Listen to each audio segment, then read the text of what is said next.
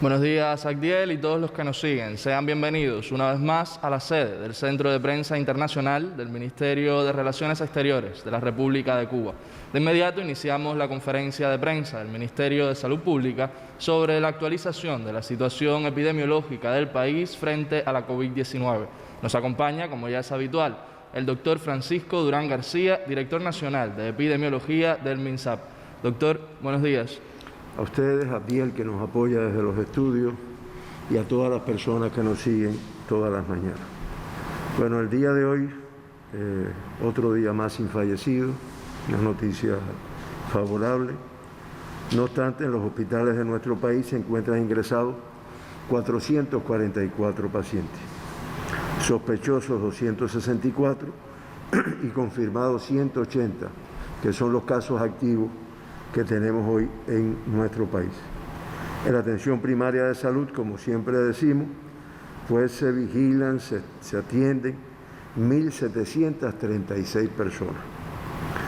En el día de ayer se procesaron 1.352 muestras para determinar la presencia del virus SARS-CoV-2 y la enfermedad COVID-19 en el Laboratorio de Biología Molecular del Instituto de Medicina Tropical Pedro Curí, 428, en el del Centro Provincial de Higiene, Epidemiología y Microbiología de La Habana, 375, en el de Santiago de Cuba, 243, en el de Villa Clara, 212, y en el del Centro de Ingeniería Genética y Biotecnología, 94.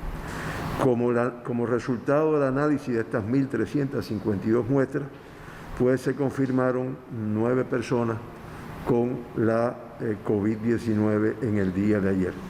Eso representa el 1,9% de las muestras el 0,4% de las muestras que se procesaron. De esta forma, en nuestro país ya se han procesado 108.389 muestras por la tecnología de biología molecular de PCR en tiempo real, y han resultado 2.092 personas confirmadas con la COVID-19, lo cual representa el 1,9% de las muestras que se han analizado. Los nuevos casos confirmados ayer, todos son cubanos, 7 son contactos de casos confirmados. De esta forma ya se acumulan el 89,4% de los casos diagnosticados en nuestro país han estado relacionados previamente con un caso que ya se confirmó, que son 1.384, 2 en el día de ayer, no se precisa la fuente de infección, y de todas formas se busca, no obstante ya se acumulan 84, el 4,09% de los casos diagnosticados en los que no se ha podido establecer la fuente de infección. Se mantienen las 133 personas que han tenido en nuestro país como fuente de infección el exterior de Cuba. 6 de los 9 casos diagnosticados son del sexo femenino. Ya de esta forma, en el acumulado, el 50,2%, o sea, 1.051 personas de los casos confirmados son del sexo femenino. 3 en el día de ayer son masculinos, y se acumulan 1.041 personas confirmadas del sexo masculino, que es el 49,7% de todos los casos confirmados. 6 de los casos positivos fueron asintomáticos, o sea, el 66,6%, cifra que se ha ido incrementando en los últimos días, y ya se acumulan 1.093 personas que han sido diagnosticadas, que en el momento del diagnóstico no tenían síntomas de la enfermedad, lo cual representa el 52,2% de los confirmados. Grupo de riesgo muy importante, que además no podemos identificar al no tener síntomas, no va al médico, no tiene síntomas, y que por lo tanto nos obliga a seguirnos protegiendo, porque no conocemos quién pudiera estar infectado, y a continuar realizando estudios para poder detectarlo aún en las etapas de asintomática. De los casos diagnosticados, en el día de ayer se confirmó una niña de 18 años de edad, de aquí del Cerro, en La Habana, contacto de un caso positivo ya diagnosticado, y con esto se acumulan 235 niños que en nuestro país han sido diagnosticados con la COVID-19, que, como siempre digo, han tenido una evolución favorable, y ya en estos momentos 208 de estos 235 se encuentran de alta. Del grupo de 20 a 39 años se diagnosticaron 2 personas, de 40 a 59, 3, que son los números mayores, y de 60 y más, 3 personas. O sea, de 40 a 60 y más, o de 40 y más, se diagnostican 6 de los 9 casos confirmados en el día de ayer. Por provincia,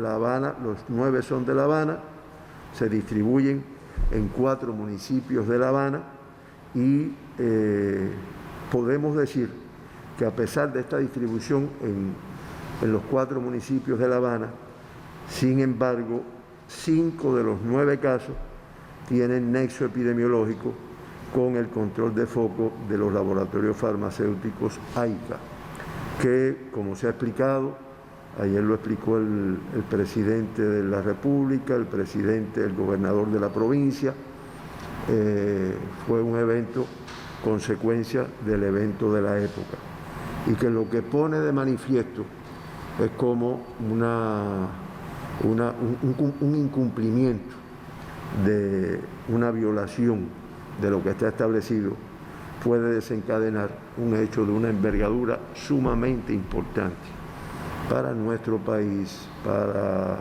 el comportamiento de la enfermedad, en un momento en que veníamos con una evolución muy favorable. Por lo tanto, ni bajar guardia en ningún momento. Yo rectifico, creo que en el grupo de 1 a 19 años dije que había una paciente, una niña de 18 años, que hace que sean 235 acumulados. De esta forma, pues La Habana se mantiene en el primer lugar con una tasa de incidencia de casos confirmados en los últimos 15 días, tasa por 100.000 habitantes de 8,29, es la tasa más elevada. Matanzas, a continuación, con una tasa de 3,06, Artemisa 0,97, Ciego de Ávila 0,69 y Villa Clara con 0,39. Y podemos decir que hasta el día de hoy, 10 provincias, Granma, Las Tunas, Pinar del Río, Mayabeque, Cienfuegos, Santi Espíritu, Camagüey, Holguín, Santiago de Cuba, Guantánamo, 10 provincias y el municipio especial Isla de la Juventud no diagnostican casos desde hace 15 días, que demuestra que cuando se cumplen bien las medidas de restricción, además de que tal vez tengan un riesgo epidemiológico determinado, pues se puede lograr la eliminación de esta enfermedad. Queda demostrado. Se incorporaron en el día de hoy Las Tunas y Pinar del Río a este pelotón de provincias y territorios que no diagnostican casos hace 15 días, a pesar de que realizan el muestreo, que lo vamos a seguir incrementando, pero no es que en esta provincia no se muestren los grupos que están establecidos. De esta forma, de los 2.092 pacientes diagnosticados en Cuba, se mantienen ingresados, confirmados 180, son los casos activos, y de ellos 176, o sea el 97,7%, tienen una evolución clínica estable, indicador favorable. Lamentamos siempre los 83 fallecidos que se acumulan en nuestro país, lo cual da un indicador de letalidad del 3,96%. Esto tenemos que decir que con esta letalidad Cuba se sitúa en la región de las Américas en el lugar número 17 y que la región de las Américas con una tasa de 5,62% y hay 11 países de nuestra región que tienen una letalidad por encima de la tasa de las Américas. Cuba, reitero, en la posición número 17 en el día de hoy. Siempre mencionamos las 2 personas que se evacuaron al principio de la pandemia y en el día de ayer se dio una sola alta, que eso no es favorable porque indiscutiblemente, aunque tuvimos 9 ingresos, pero tuvimos un número muy superior de ingresos que el número de alta, que es un indicador que también nosotros seguimos de acuerdo a la evolución de la enfermedad. De esta forma, con el alta del día de ayer, podemos decir que 1.827 personas, pacientes diagnosticados, ya se han recuperado, están en diferentes momentos de incorporación a su actividad, lo cual representa el 87,4%. Se mantienen 4 casos graves, 3 en el Hospital Salvador Allende y 1 en el Hospital Militar Dr. Luis Díaz Soto. Un caso grave más que el día de ayer, al incorporarse un paciente al Hospital Salvador Allende, al pasar al estado de grave en el día de ayer. Hasta el día de ayer a las 12 de la noche, 185 países se mantienen con casos de COVID diagnosticados y ya se acumula una cifra de 6.136.085 casos confirmados. Esto da una cantidad de 107.950 en un solo día se confirmaron en el día de ayer. Y en un solo día fallecieron 2.913 personas, lo cual da un acumulado de 371.857 fallecidos, para una letalidad de un 6,06%. Yo esta mañana, como me quedaban unos minutos, me fui a buscar lo que había acontecido. Hay lugares, hay sitios en la información, en los medios, que van actualizando, sitios oficiales de la Organización Mundial de la Salud y demás. Y de esta cifra que teníamos ayer, ya hoy por la mañana están dando 98.237 casos más confirmados y 3.684 casos más confirmados, fallecidos. O sea, son cifras que alarman. Yo ayer hice un comentario, como la incorporación de países con grandes poblaciones, entre ellos Brasil, en nuestra región, pues hacen que estos números sean muy significativos desde el punto de vista del comportamiento de la pandemia. La región de las Américas, con 2.904.566 casos confirmados, el día de ayer con 58.675 solo en el día de ayer, ya representa el 47,34% del total de los casos reportados en el mundo, y 163.281 personas que han fallecido en nuestra región, 1.767 en el día de ayer. Eso da una letalidad de un 5,62%. Como ustedes ven, y yo reitero, ¿no? Recuerdo a mis hijas que me decían papi de nuevo, pero yo reitero la importancia de mantener las medidas. Creo que ayer en las intervenciones de las reuniones de los grupos temporales, de los consejos de defensa, se hizo énfasis en la importancia de mantener las medidas. Porque el hecho de que tengamos un grupo de territorios que no diagnostiquen casos hace unos cuantos días, no significa que el problema esté resuelto. El problema está presente, un incumplimiento de medidas nos puede llevar a picos, a rebotes, a una complicación que de verdad que nuestro país, nuestro pueblo, nuestro gobierno, nuestro partido no se merece con el esfuerzo que se viene haciendo. Por lo tanto, a quedarse en casa, a protegerse, utilizar el nasobuco, el distanciamiento social, el lavado de las manos, el hipoclorito, todo lo que sabemos. Que en eso sí nuestro pueblo tiene mucha cultura, al igual que en otras cosas hay. Hoy Héctor, si tiene algunas preguntas, según me decía, y entonces Héctor te damos la palabra para que continúes la información. Comenzamos entonces, doctor, la ronda de preguntas. Primera interrogante de Prensa Latina. La biomodulina T se administra a adultos mayores que se encuentran en centros asistenciales y como parte de los protocolos de tratamiento de la COVID-19.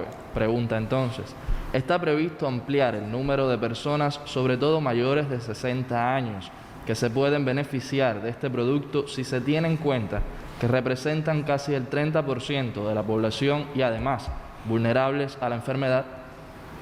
Bueno, solamente referir que la biomodulina T, que además se ha explicado el efecto que tiene protector, pues al surgir esta enfermedad se comenzó a utilizar. Indiscutiblemente ha tenido resultados positivos. Esto siempre se hace mediante estudios clínicos que se cogen grupos de población. Se administró, como dice aquí, a las personas que tenemos en centros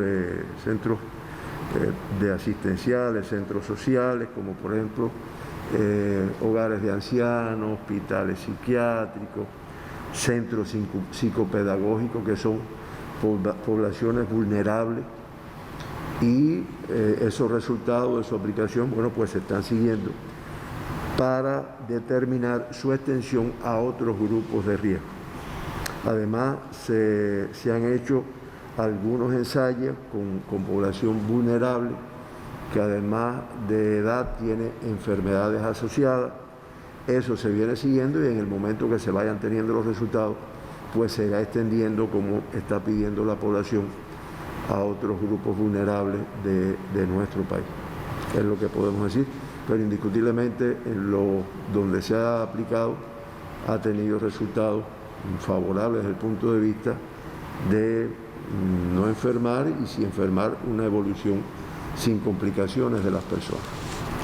Televisora estadounidense NBC pregunta, ¿ha habido informes de médicos de Estados Unidos de que el único síntoma que algunos pacientes de COVID-19 han exhibido es la hipoxia, donde el cuerpo se ve privado del suministro adecuado de oxígeno a nivel de tejido? ¿Han visto esto también los médicos cubanos? ¿La hipoxia es el único síntoma en algunos pacientes con COVID-19? Mira, para empezar por el final, pues sí, en Cuba se ha visto. Al igual que el mundo, no es una manifestación frecuente. Hay que aclarar que la hipoxia no es un síntoma. La hipoxia es cuando usted tiene concentraciones en sangre de oxígeno por debajo del 90%. Las cifras normales, pues la saturación normal es entre un 95 y un 100%. Pero cuando se tiene de 90 para abajo, bueno, pues ya se puede hablar de hipoxia y lleva una conducta terapéutica en ese caso. Hay que decir que la hipoxia en algunos casos no da síntomas de la enfermedad, no da síntomas, o sea, no da manifestaciones, no, cualquiera diría, no, te da falta de aire, te da, no. Muchas veces se detecta por un aparatico, un dispositivo que se llama el oxímetro, que es una cosita que se pone en el dedo y que te va midiendo la saturación de oxígeno y que tú puedes ir registrando y darte cuenta en un momento determinado a una persona que ya tú estás esperando que pueda tenerlo una afectación, tenerlo por debajo. La otra forma es mediante una gasometría que tú le hagas a la persona y que determine que la concentración de oxígeno es de 90% o menos. Y en este caso, bueno, por las dos vías se aplica, bueno, pues oxígeno, se aplica tratamiento para esta hipoxia que indiscutiblemente puede conllevar a complicaciones mayores.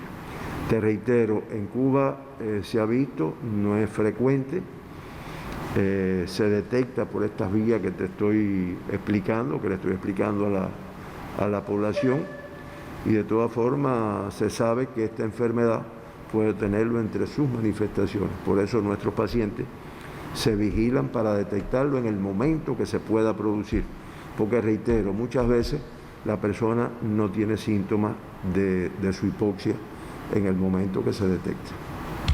Siguiente y última pregunta, doctor, de la agencia de noticias Reuters de Reino Unido.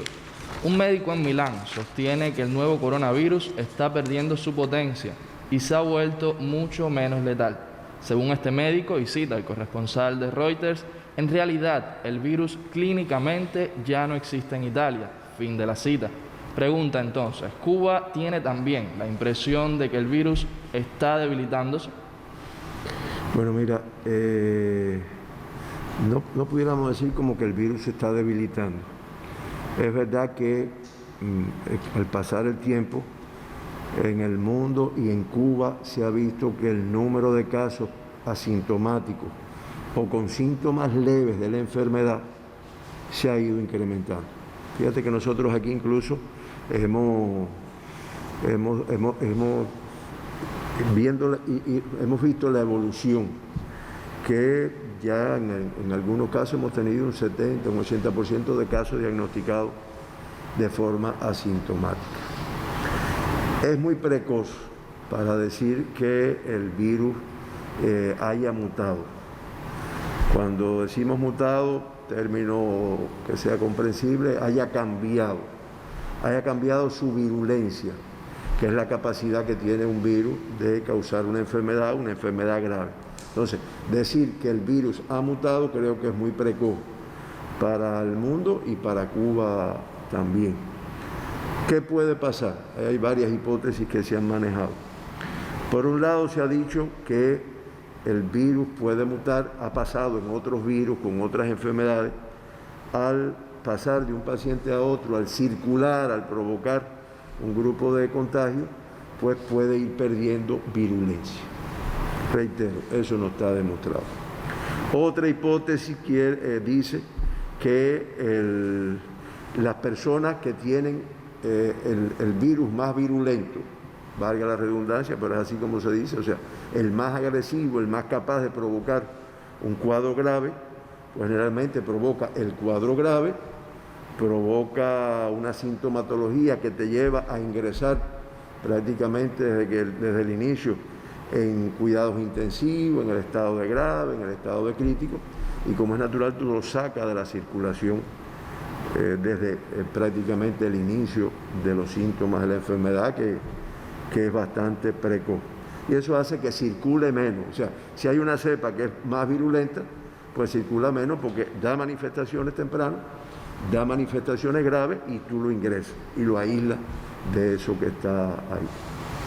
Y la otra versión, o la otra hipótesis, es que el virus con el diagnóstico precoz, o sea, yo lo busco temprano, lo encuentro en personas asintomáticas, con el ingreso y el tratamiento que se le pone muchas veces desde que es contacto, no se espera el diagnóstico a veces, pues eso hace que también comiencen a disminuir las manifestaciones de gravedad, de severidad de este virus. De todas formas, yo reitero, no es una información que esté comprobada científicamente, son hipótesis que habría que demostrar, porque lo que sí sabemos, y creo que las cifras que damos todos los días aquí de fallecidos en el mundo, es que es bastante virulento. Es muy transmisible, tiene una capacidad de transmitirse, de pasar de uno a otro muy elevada. Se han hecho comparaciones, yo lo he dicho aquí, que incluso es 2 y 3 veces más transmisible que los virus estos gripales, que el virus de influenza, que ya de por sí lo es. Y además de eso, causa un número importante de personas fallecidas todos los días en el mundo. Por lo tanto, no podemos hablar de que es un virus que esté perdiendo virulencia y que por lo tanto vaya perdiendo agresividad. Son las cosas que tendría.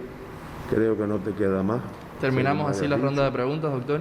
Agradecerle a todos ustedes, agradecerle a Abdiel, que nos ha dado seguimiento por allá, por los estudios, y a la población, a todas las personas que nos siguen todas las mañanas con nuestra información. Muchas gracias. El agradecimiento para usted, doctor, a los corresponsales por sus preguntas y, por supuesto, a todos los que nos siguen. Abdiel, volvemos contigo.